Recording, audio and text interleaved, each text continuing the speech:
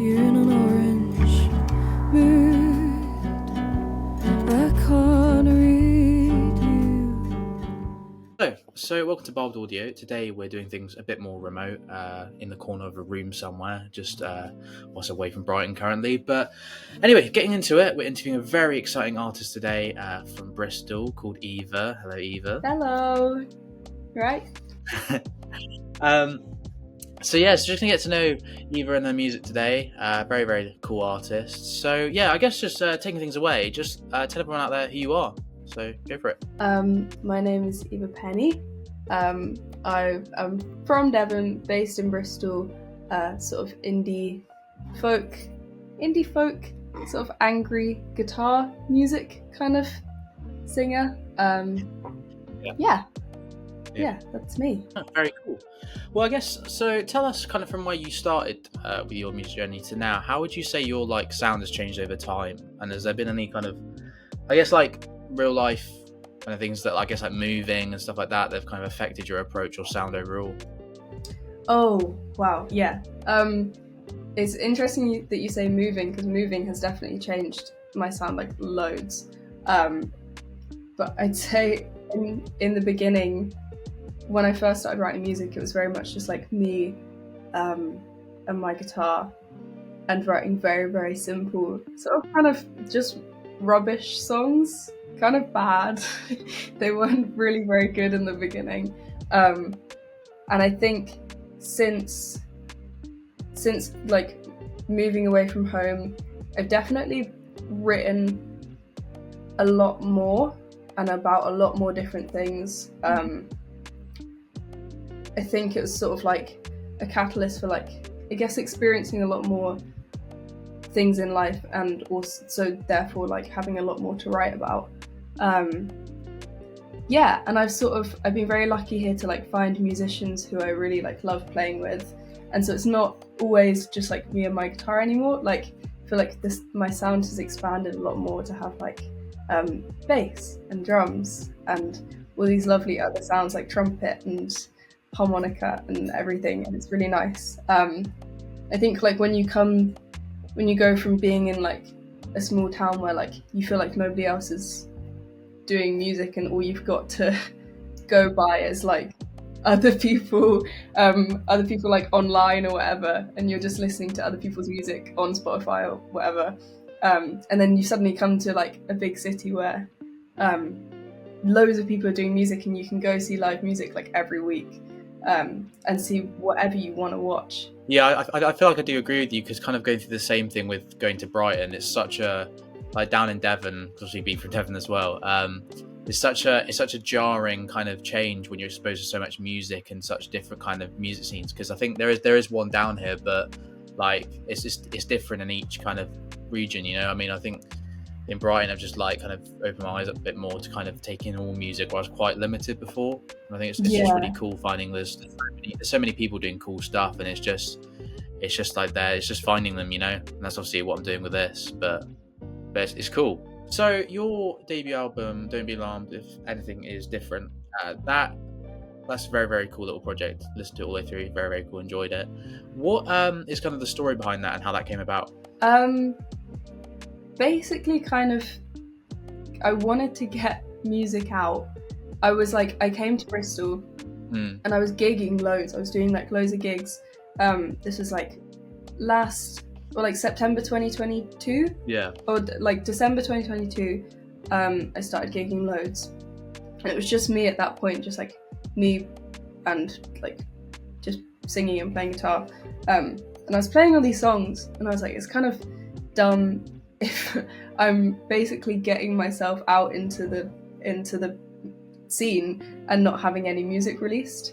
And I kind of thought, right, I need to get some music out ASAP, because just in a general sort of marketing mind, that's just kind of stupid to be playing without any music out. But I'm not. I mean, I've gotten a lot better now, but back then I was very restrictive of what I thought a producer could be, and I thought, I'm not a producer. I don't know how to produce music, and I had several really bad experiences with producers where I just thought, right, I can't do this right now.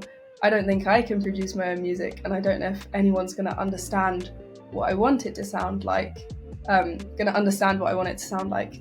I just thought the best way to get these songs out was to just take the raw voice memo recordings, sort of EQ them a little bit so they were listenable, and then just put them out. Because I think that having those songs in that form is also just like really important.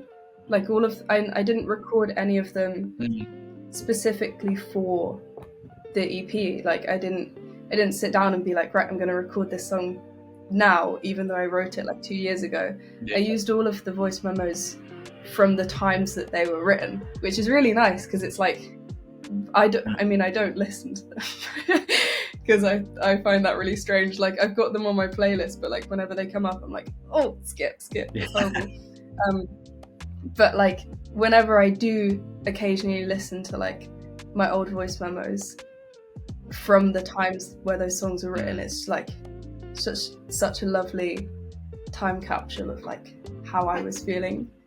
Yeah, no, I definitely get what you mean. I think as well that kind of sometimes I think it's almost harder to make that kind of very stripped back music because you'll be like doing some guitar parts, and I find that like, oh, I could add some drums and some bass, and it kind of sometimes a song can get overcrowded and you overwork it. You know, I think that's quite a practice for a lot of artists, is you accidentally overwork something and you're like, oh, I need to take a step back, or I'll just remove all that. You know, I think it's cool in the creative process, but I almost like admire when like I love Adrian Lenker, and like of how kind of stripped back it is.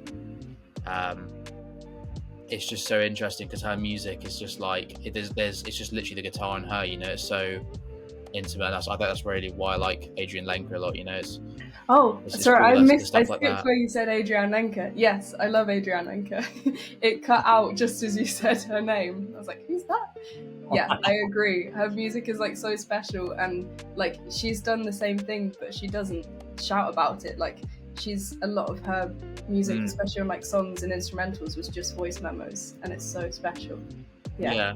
I agree. Yeah, it just I don't think you can replicate that. I think it just keeps such like honest music, you know. I think everything doesn't have to be highly produced, even though it is these days, you know. It keeps that vulnerability, I guess. But yeah. Okay, I guess so. What's your favorite track off of that your record? And we can play it in a bit, but just walk us through which one's your favorite. I think I did think about this before because I knew you were going to ask it, and I think maybe I think it's the third one. It's Orange Mood and Honesty, and I think because they're two separate songs, I think Honesty might be my favorite, even though it's like just sort of like sat at the end of another song. I think maybe because I don't play it anymore. I used to play it live all the time, and then I just stopped playing it. But I think it was like one of the first sort of like really like emotionally like vulnerable songs, like properly like vulnerable. I'd written that, and I remember like finishing writing it and being like, this like feels good. This was really good to get this off my chest. And I really liked it. Like this doesn't happen very often with writing, but like with that one, that was the first one that I was like, I really like this one. But it's like it holds like a special place in my heart because I don't even listen to it anymore, and I don't play it live. But I think any time in the future that I do, or that I will, it'll be really nice. Yeah, definitely, yeah. Okay, so we'll play that track. So if you want to introduce it, and we'll just play a quick 20-second clip of it. So yeah. Yeah. Well, this is Honesty off of Don't Be Alarmed If Anything's Different. Stay tuned. Watching it over again on the screen in the pit of my stomach. Watching it over again on the screen in the pit of my stomach.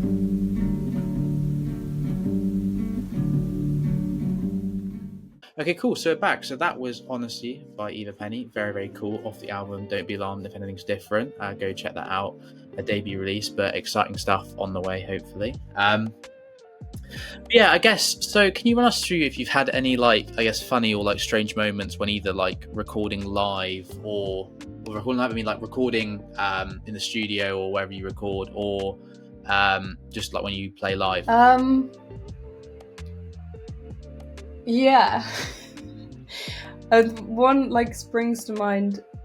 Recently I've got this friend called Alex, and we've been doing loads of recording together, and he has a house with like a horrible sort of like dungeony basement.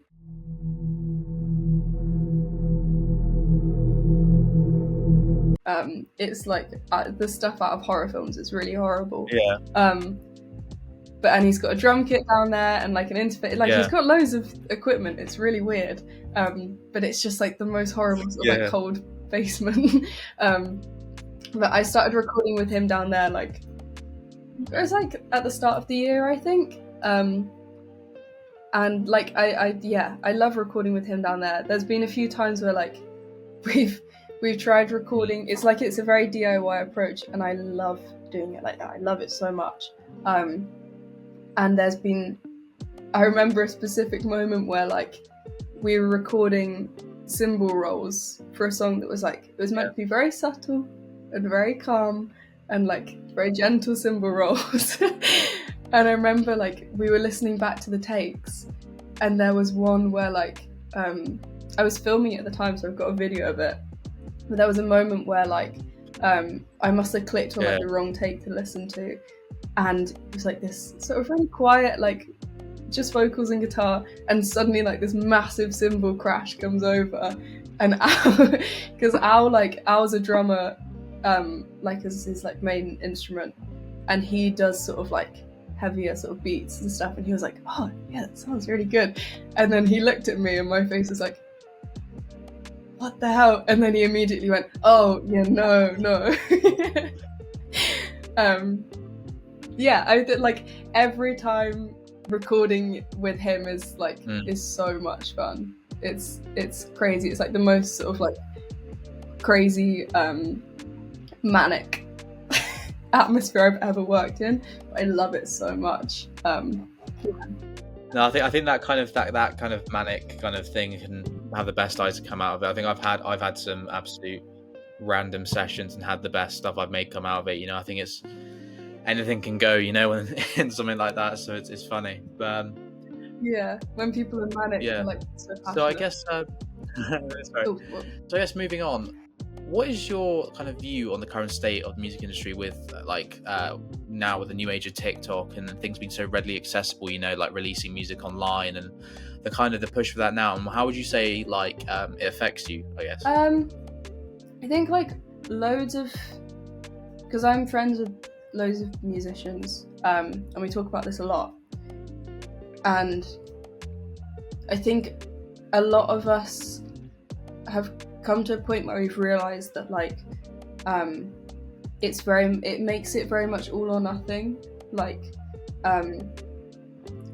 if you want to really like, I don't know how to say it in a way that's like not cringy. If you really want to make it in the industry, you have to like fully go like all out. Like it has to be like your hobby and your life, and you go to work and then you see your friends and then you come home and then you do music, and any spare moment you do music. Like it has to be, you have to like dedicate your whole sort of life to it, and it's very devotional. It's almost like being in love with somebody, I guess, or like being in love with something. It's like you don't have time for like anything else. Like you have to like put all your time into it, which I kind of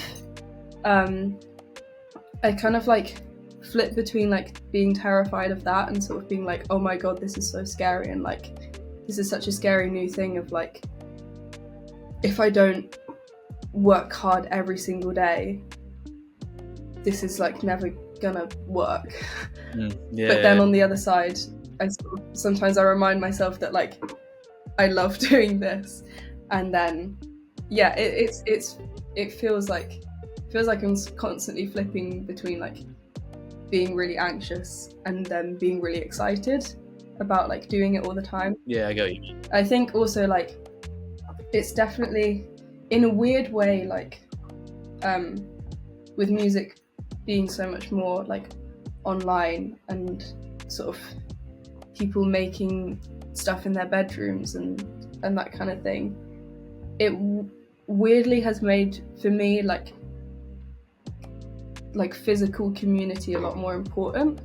Like I don't know, like I'm going through putting out like my first sort of like proper single, and because the voice memos didn't really feel like a proper release. It felt really like rushed and like none of it was like produced properly. And it's like for the first time I've sort of like been like calling up mates for favors and being like, hey, can I use your help on this sort of like this like publishing thing, or can I use your help on like mixing this, or like can you give this a listen? It definitely feels like everything feels a lot more remote for sure, but I think it's making, because the industry now feels so much more sort of like singular, like you have to do everything by yourself. It's definitely making me value like the community around me a lot more, like the actual physical in-person community of like my friends who I can like rely on for help or whatever. I think like because it's definitely not just people like in their bedrooms by themselves. Like it's so important to like call on whoever to help you. No, definitely. I think that kind of creating that little community of friends, I've found that as well when I've been making music now. It's just so important to reach out and just collaborate, you know, especially now kind of at a younger age we are. I think it's cool to kind of just kind of help each other, because I've found I've got some really talented friends, and it's just really cool just having that kind of collaborative space, you know. So yeah I agree.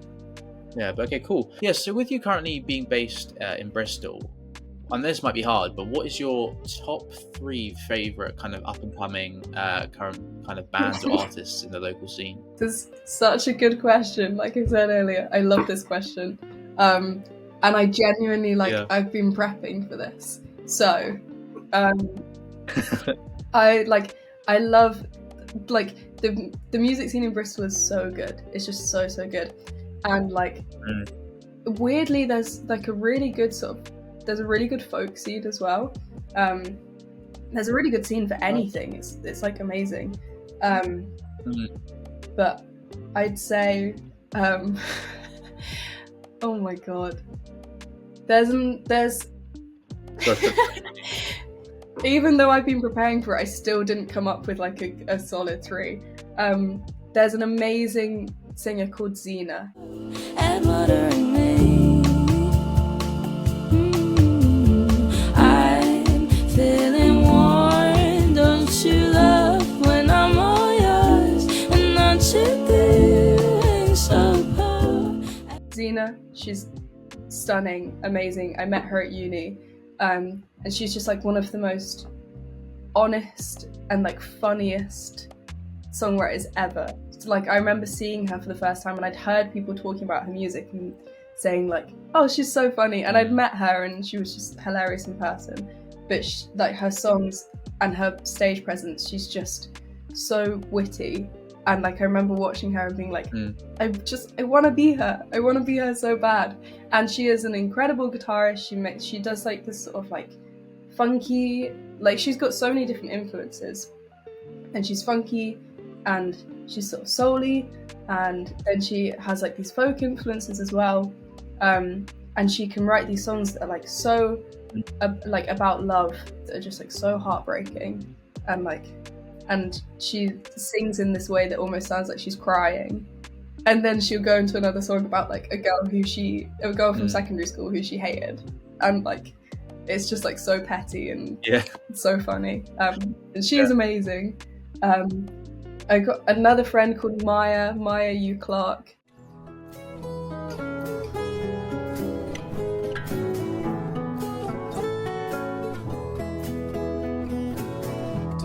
pretends to be healers. He is like one of the most amazing guitarists I've ever met, ever. And he makes this like gorgeous folk music, and it's just him, and sometimes he plays with a double bassist. And again, he's like one of the funniest people I've ever met. And he like sometimes he's honestly like just like watching him feels like you're like seeing something amazing for the first time.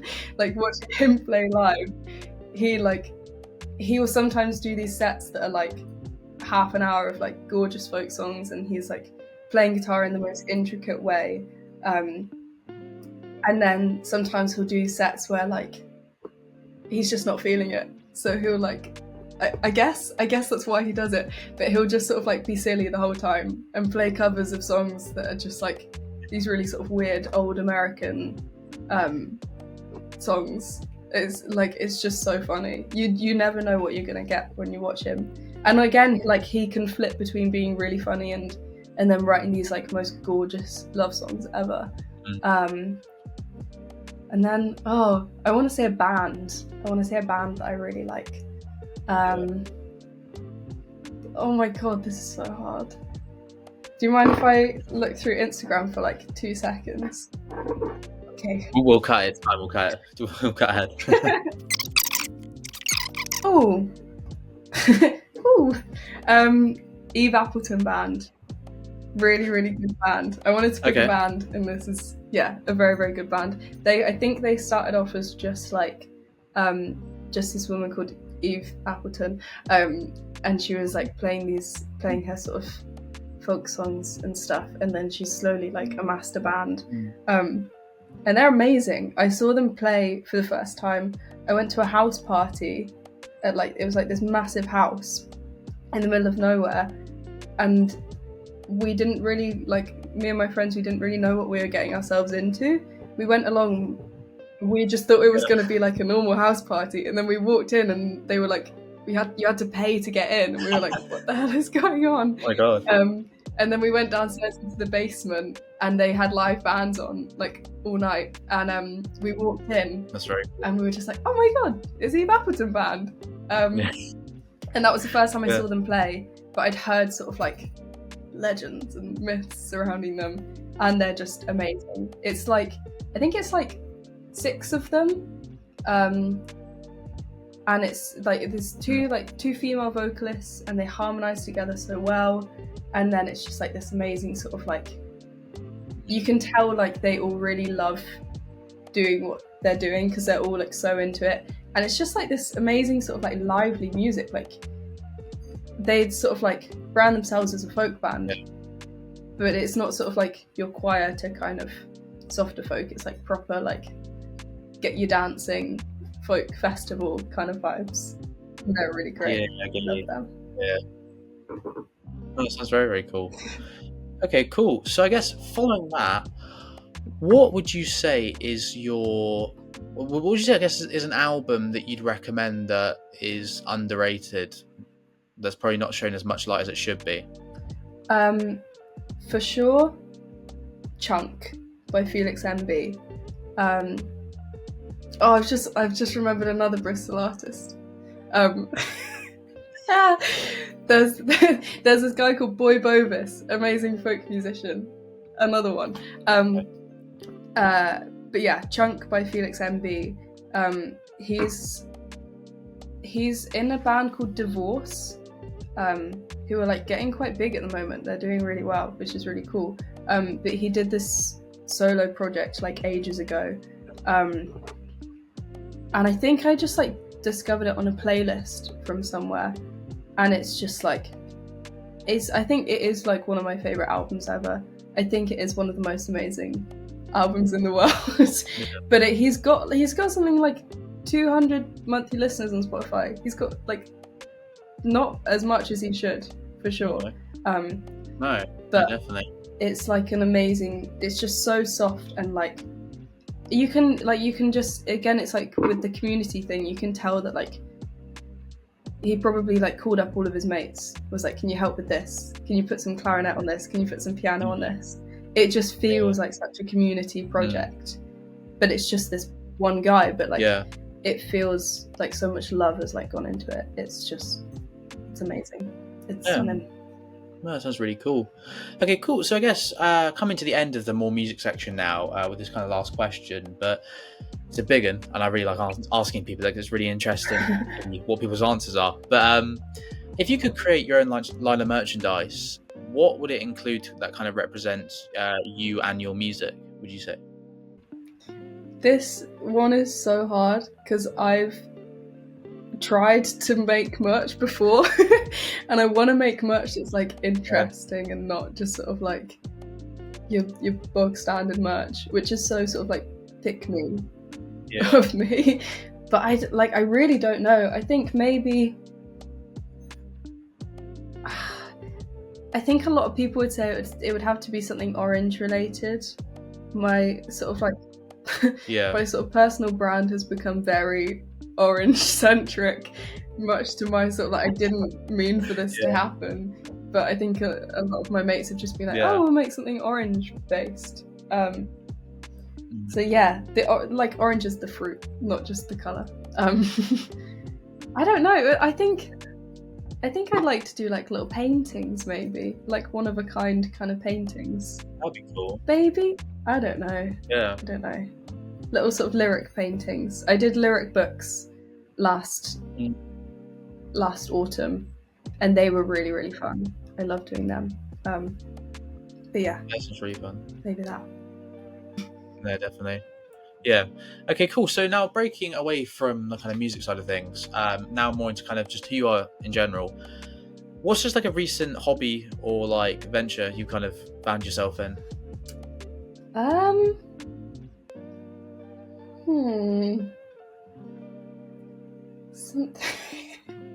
Something that isn't music is quite hard. I know what you mean. I just kind of do music things. Oh, I do this thing which I've been doing since last summer, where I get these this is not an interesting hobby at all. I get these notebooks and I diary in it, which is something that I'm sure like loads of people do. But I'm on like number 5 right now, and I've had them since last summer, and I make sure that I write something in it every day, even if it's like nothing and it's just something dumb. And sometimes it goes between like sometimes it goes from like being the most like deep sort of like 7 pages of me sort of like expelling all of like my thoughts and feelings, to then like the next page it's like a drawing of like out my window or whatever.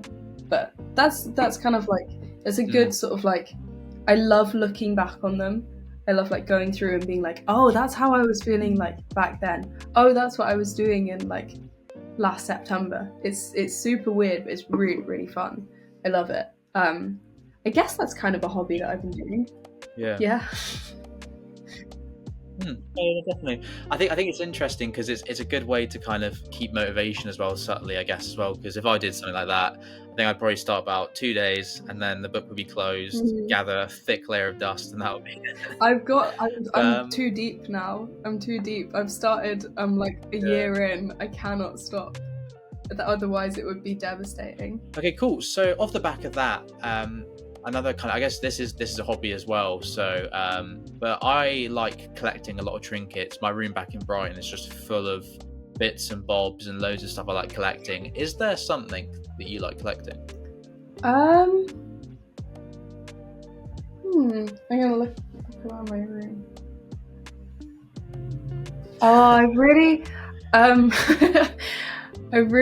a while ago, I think it was like High Fidelity. I watched High Fidelity, and I really started romanticizing the idea of like collecting records. And I definitely cannot afford it, but I really like the idea of record collecting. So I think like any time I like go into, if I'm like in town, I don't really like leave the house very much, but if I'm ever in town like near a record shop, I'll pop in there and sort of like I've got a Discogs page where I've got like a list of like records that I want. Yeah. So like I don't think I'm ever gonna find them, or if I do, then I'll spend a lot of money. But I really like the idea of collecting them. I guess I kind of collect jewelry, sort of. I collect it and then I lose it. Like I've only got like 3 rings at the moment because I had like 7, Oh, no. but I lost them all. I need some more jewelry. Yeah, for sure. Yeah, that's very cool. Yeah, I've kind of fallen down the rabbit hole of record collecting. With recently, I've bought a new record player which is going to be showcased on Barbed Audio, and that's been definitely draining my money. With, again, speaking about Adrian, bought like a vinyl of that the other day and some Elliott Smith stuff, cool. and it's just like it's all too much out there for me to get excited about. But my friend, yeah, no, it's very cool. My friend Liv, she recently just bought all of her records and her record player to Bristol, and she did like a tour of them for me. She's like the same age as me. She's like 21. I'm 21. And she did a tour of all of the records. And then right at the end of it, I was like, oh, this is so cool. You've got so many. And then right at the end, she was kind of like, yeah, I think that would probably, that's like 700 quid right there. And she'd as soon as, like, it's completely changed my perspective of any sort of like item.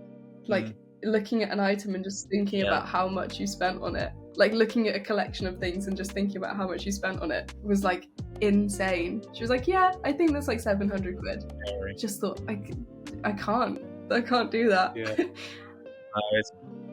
It's out of sight, out of mind. Just don't think about it. It saves you. Yeah. Okay, cool. So I guess off the back of that, kind of switching things up now. Going to, again, another thing at Barbed Audio. Love cooking, love making food, loads of different dishes. What is your go-to comfort food? I think it changes, but like I think like sometimes I don't know if you get this, but like have like sort of like hyperfixation food where like you make a meal that you haven't made in ages and then you're like, oh, I'm just gonna have this like every day for the next few weeks. My housemate Mimi made me she made like, it was like smashed potatoes, and then, which I've made before, but she like made them with baked beans as well, and then had them with like a bowl of baked beans, and she made extra and she made me some. And I was like curled up in my room, I wasn't feeling very well, and she texted me and was like, I've made some food for you and I've left it outside your door. And I came out of my room and there was like a bowl of like hot baked beans and potatoes, and I felt like that made me feel so good. And for like a few days after that, that was all I ate. I was like, can you please give me that recipe? And I'm gonna go get some baked beans and some potatoes. And that made me feel really good. I think at the moment that's like my current comfort food. Yeah. Okay, cool. Yeah, so I guess now kind of breaking to another thing is, if you could score, I guess maybe not saying like a film, but like a genre of film or TV, what would it be and why? This one's really hard. Like, really hard.